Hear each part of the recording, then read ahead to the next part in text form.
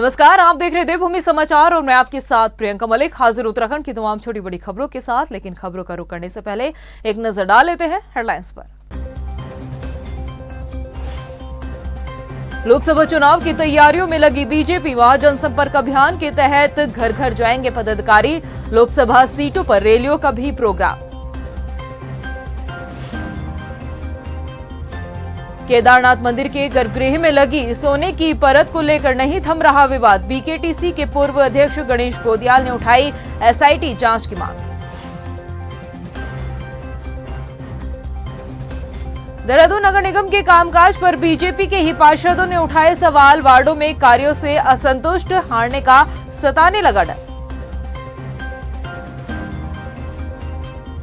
और दोन smart city के निर्माण कार्यों को लेकर डीएम कार्यालय में हुई समीक्षा बैठक। अधूरे कार्यों से जनता परेशान, समय से काम पूरा न करने पर ठेकेदार को पेनल्टी की भी चेतावनी। हेडलाइंस के बाद बुलेटिन में खबरें विस्तार से।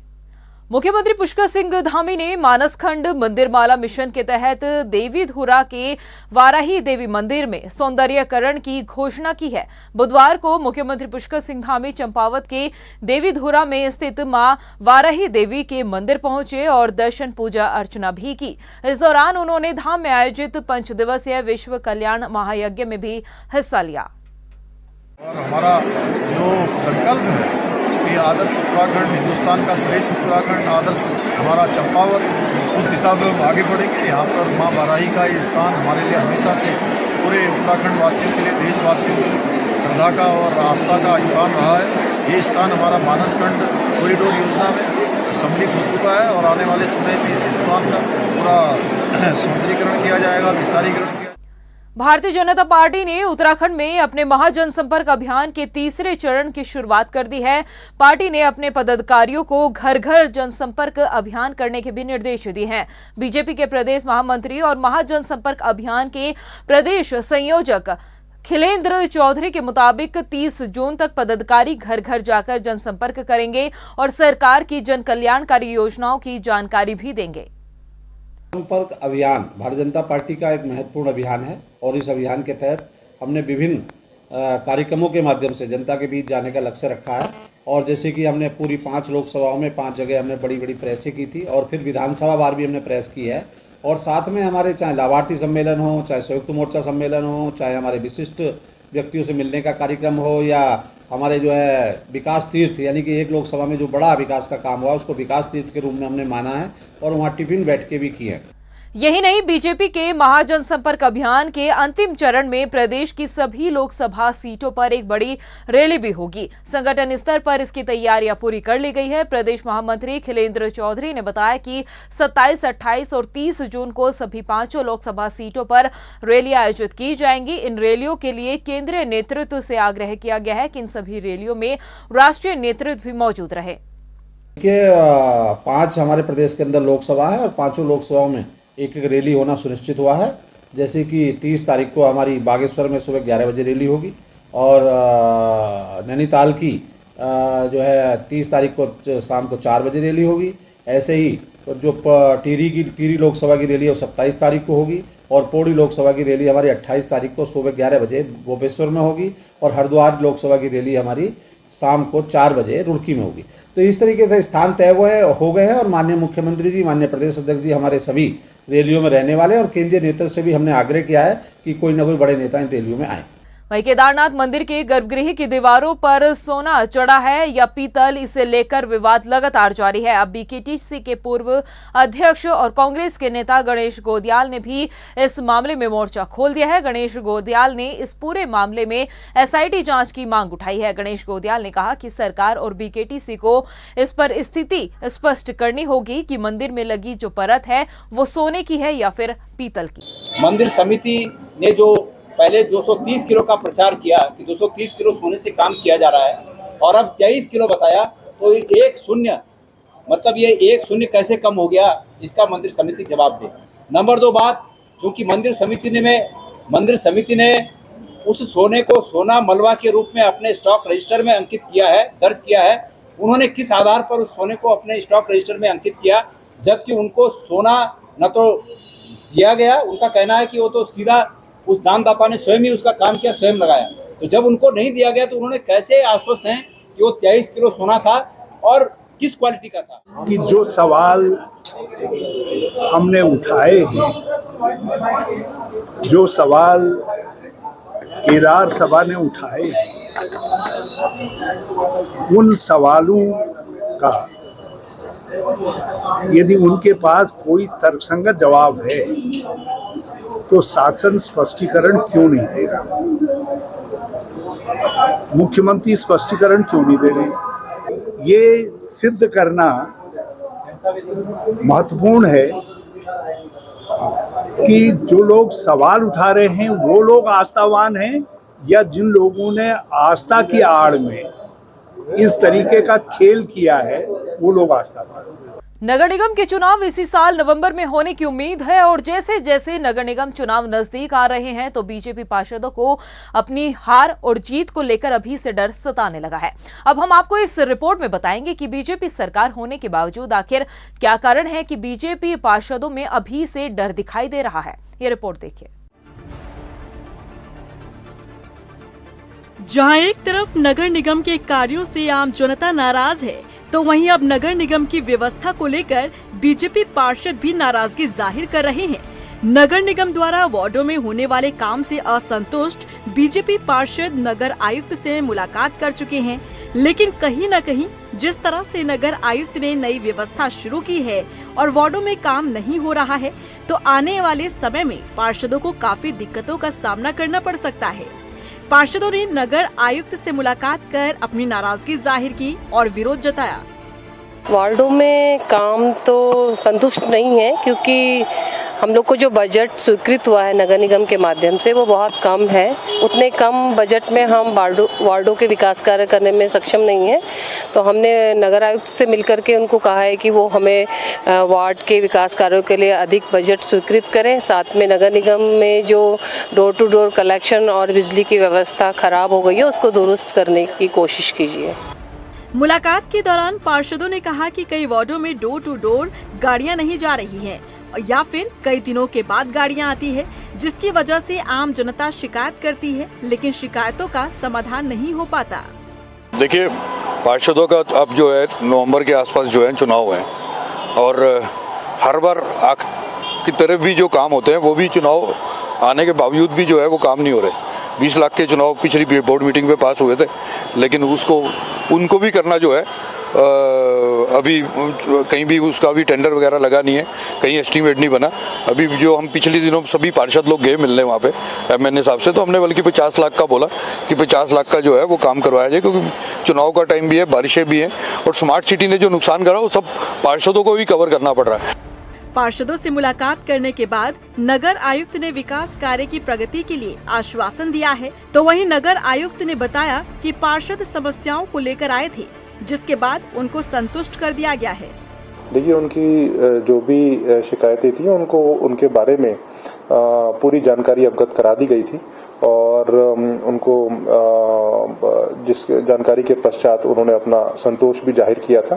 तो संभवतः सूचना न होने के कारण उनके द्वारा ऐसा ये कहा गया था, परंतु उनके जो भी विषय थे उसमें उनको बता दिया गया था कि यदि कोई ऐसे विषय हैं जिनको बोर्ड में लाने की आवश्यकता है तो वो बोर्ड में भी प्रस्तुत कर दिए जाएंगे और शेष विषयों के संबंध में उनके जो क्वेरीज थी उनके बारे में बता दिया गया था।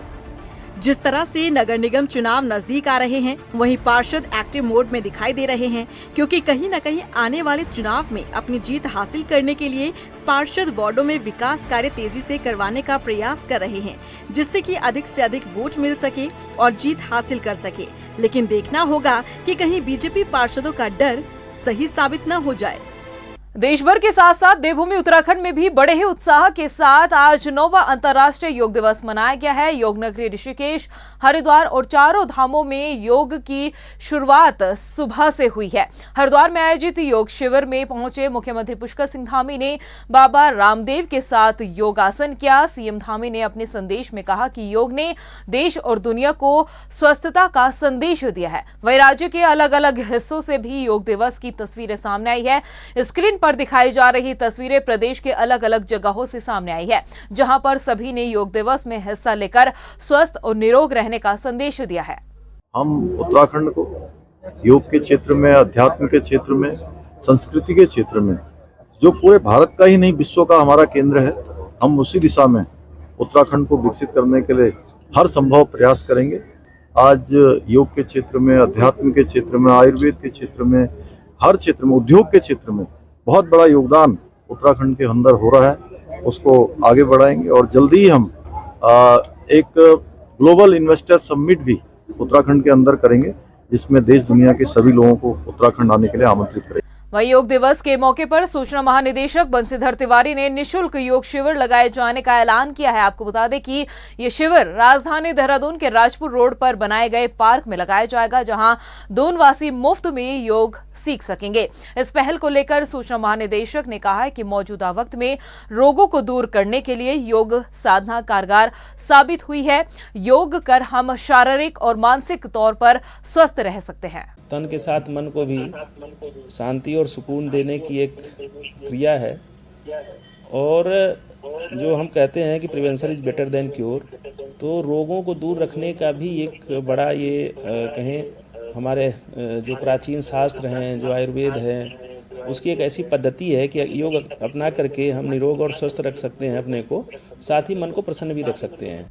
9वें अंतर्राष्ट्रीय योग दिवस पर देहरादून में भी उत्साह देखने को मिला है। कई जगहों पर योग कार्यक्रमों का आयोजन किया गया, जिसमें लोगों ने बढ़ चढ़कर हिस्सा लिया। देहरादून के क्लेमेंट टाउन आशमा विहार स्थित कॉस्मिक क्योर योग संस्थान द्वारा भी योग कार्यक्रम का आयोजन किया गया, जहां पर संस्थान की संचालिका नीतू तेवतिया ने योग अभ्यास के साथ योग के गुणों की जानकारी भी दी है और सभी लोगों से योग को अपनी दिनचर्या का हिस्सा बनाने की अपील की है। आपको बता दें कि योग शरीर, मस्तिष्क और आत्मा को एक सकारात्मक और स्वस्थ जीवन जीने की शक्ति देता है। योग हमें सिखाता है कि कैसे संतुलित जीवन जिया जा सकता है।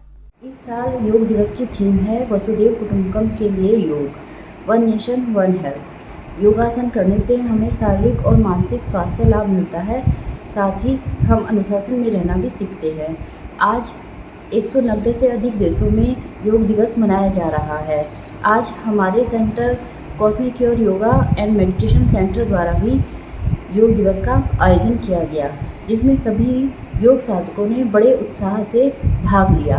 मैं उन सभी को हार्दिक धन्यवाद देती हूँ और उनकी अच्छे भविष्य की कामना करती हूँ। योगासन करने से हमें स्वास्थ्य लाभ तो मिलता ही है, साथ ही प्राणायाम करने से हमारा मानसिक बल भी बढ़ता है।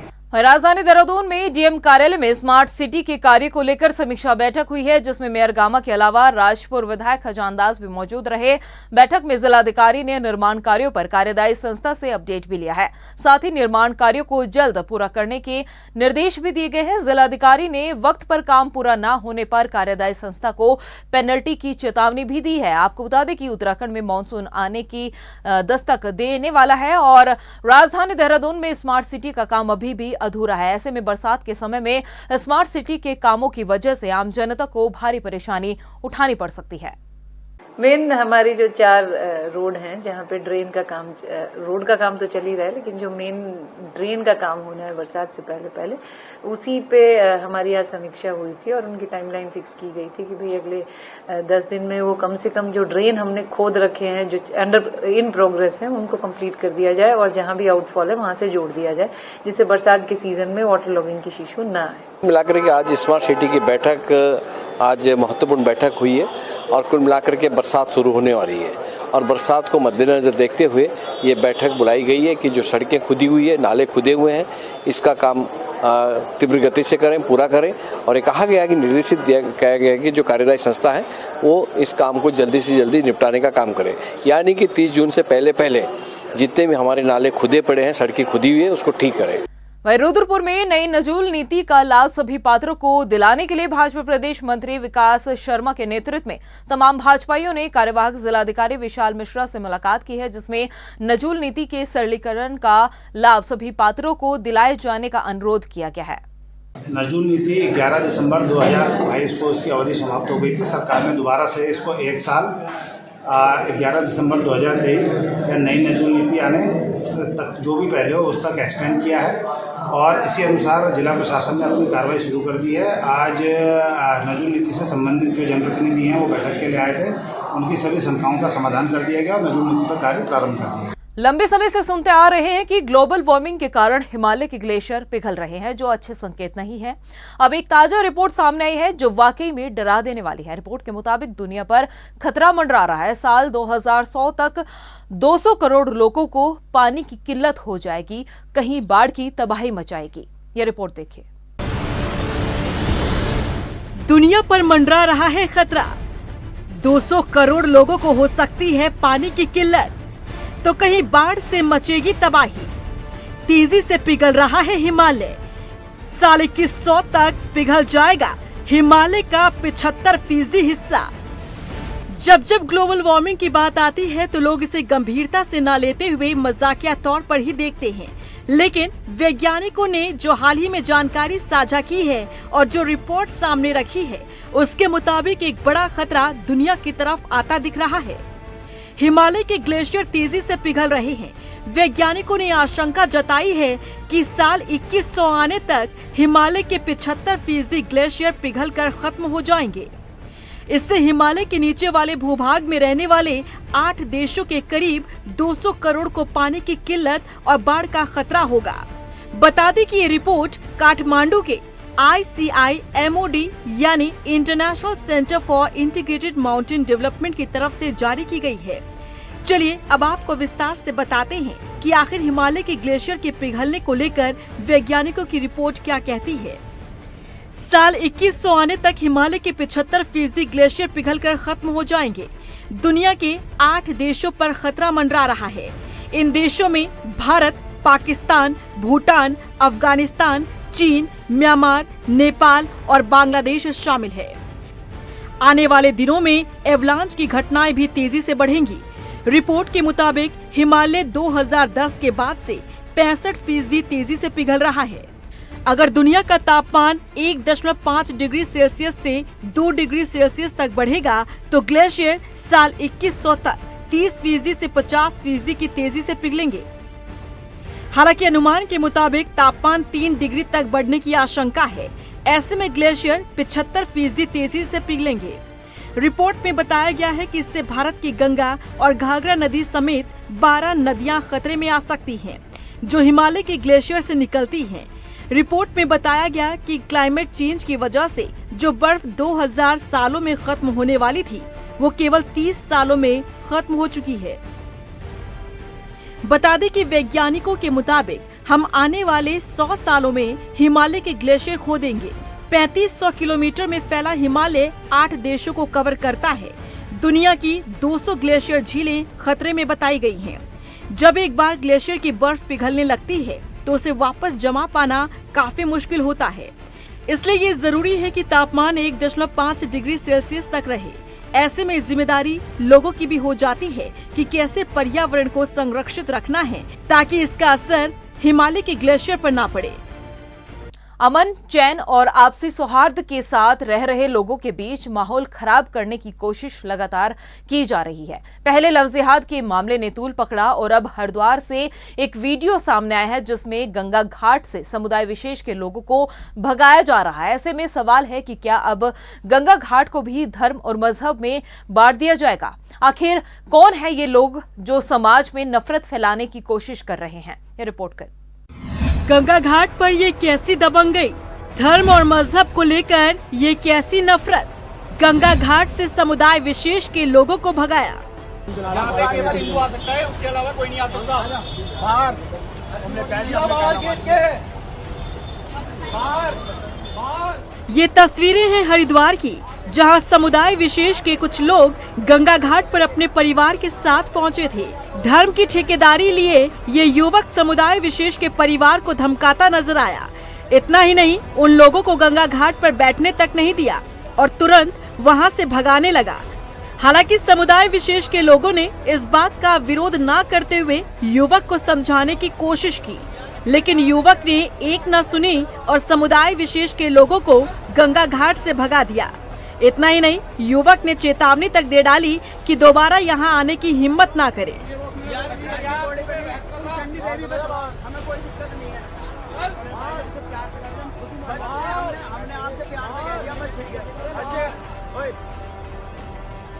यहाँ पे केवल हिंदू आ सकता है, उसके अलावा कोई नहीं आ सकता। बाहर हमने कह दिया। सुना आपने। अब इस वीडियो के सामने आने के बाद और तेजी से सोशल मीडिया पर वायरल होने के बाद पुलिस प्रशासन की नींद टूटी और वीडियो में नजर आ रहे युवक को थाने बुलाया गया। काउंसलिंग के बाद उसे चेतावनी देकर छोड़ दिया गया। लेकिन जिस तरह से ये मामला सामने आया है वो बेहद ही शर्मनाक है। बता दें कि पहले से ही राज्य में लव जिहाद के नाम पर माहौल खराब होता नजर आया। तो वहीं हरिद्वार के इस मामले के सामने आने के बाद धर्म और मजहब के नाम पर फिर से नफरत फैलाने की कोशिश की जा रही है।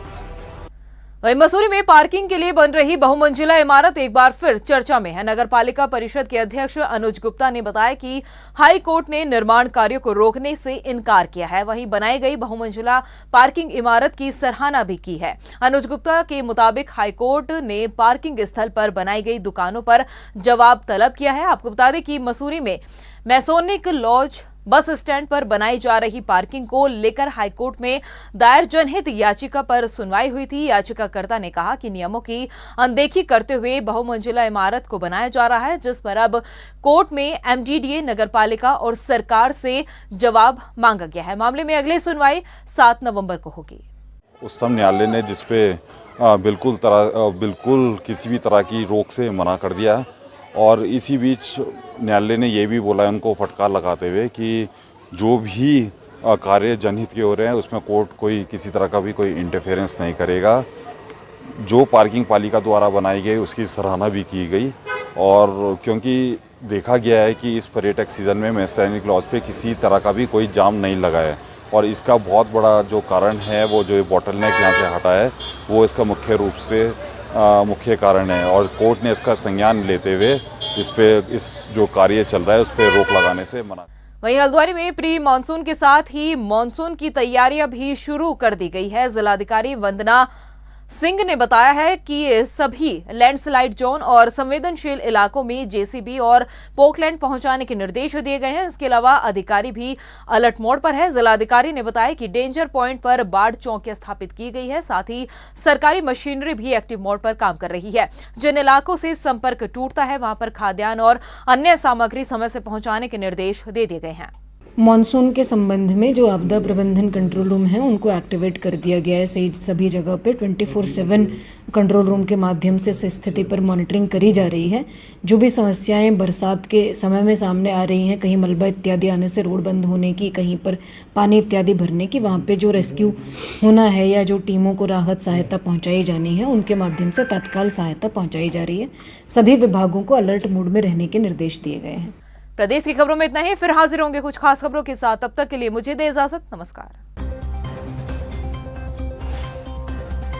लोकसभा चुनाव की तैयारियों में लगी बीजेपी। वहां जनसंपर्क अभियान के तहत घर घर जाएंगे पदाधिकारी। लोकसभा सीटों पर रैलियों का भी प्रोग्राम। केदारनाथ मंदिर के गर्भगृह में लगी सोने की परत को लेकर नहीं थम रहा विवाद। बीकेटीसी के पूर्व अध्यक्ष गणेश गोदियाल ने उठाई एसआईटी जांच की मांग। देहरादून नगर निगम के कामकाज पर बीजेपी के ही पार्षदों ने उठाए सवाल। वार्डों में कार्यों से असंतुष्ट, हारने का सताने लगा डर। और दोन स्मार्ट सिटी के निर्माण कार्यों को लेकर डीएम कार्यालय में हुई समीक्षा बैठक। अधूरे कार्यों से जनता परेशान, समय से काम पूरा न करने पर ठेकेदार को पेनल्टी की भी चेतावनी।